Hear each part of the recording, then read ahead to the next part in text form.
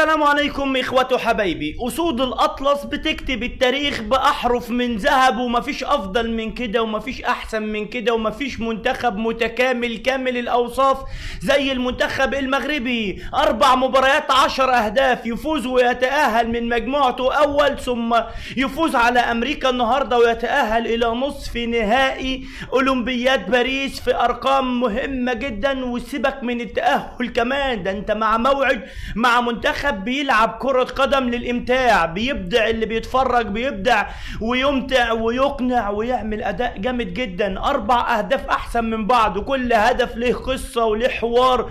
والنهاردة خلينا قبل ما نتكلم على كل ده، المنتخب المغربي بيفرض على الجميع احترامه، بتحبه بتكرهه، عندك حرقان من هنا. المنتخب المغربي بيعمل كل الأرقام الإيجابية وبيعمل أرقام للتاريخ. تعال نتكلم على مباراة المنتخب المغربي دخل قدام الولايات المتحدة. انت عايز ايه؟ انت عايز تكسبني انا؟ طب خد مني الهدف الاول لرحيمي بعد ركلة الجزاء. لكن تعال اكلمك على الهدف العالمي، الهدف اللي بيبين لك انت بتتعامل مع انهي منتخب.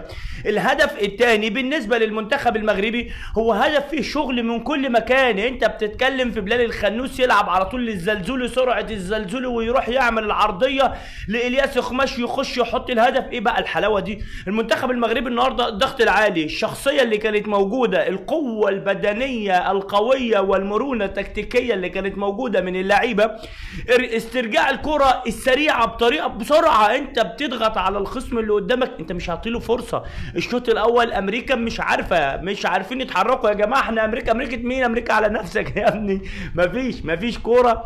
انت بتتكلم في مباراة من جانب واحد، وان المنتخب المغربي هو الافضل والاحسن والاقوى والاشرس، هو اللي بيقترب من الجون، هو اللي بيحاول، هو اللي بيصنع الفرص، هو الاقوى في كل شيء، هو اللي فارض شخصيته. وفرضان الشخصية هنا من لعيبه كتيره، وعلى راسهم اشرف حكيمي. في الدقيقه 70 هدف اشرف حكيمي هو اللي صنع لنفسه، راح قطع الكره وراح وتوغل وسدد هدف بشماله على يعني شمال الحارس. افضل ما في الهدف هو احتفال والده اشرف حكيمي، والله احلى من الهدف كمان.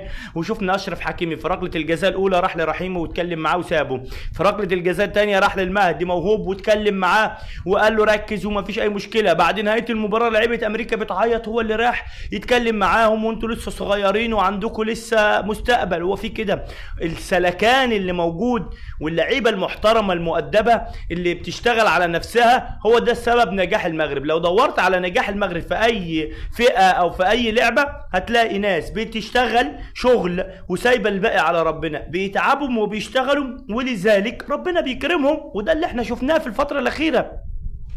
خلينا كمان نقول مليون مبروك لكل الشعب المغربي، مليون مبروك لكل الشعب المغربي على التأهل، وإن شاء الله المنتخب المغربي في النهائي. وليه لأ ما تكونش البطولة للمنتخب المغربي.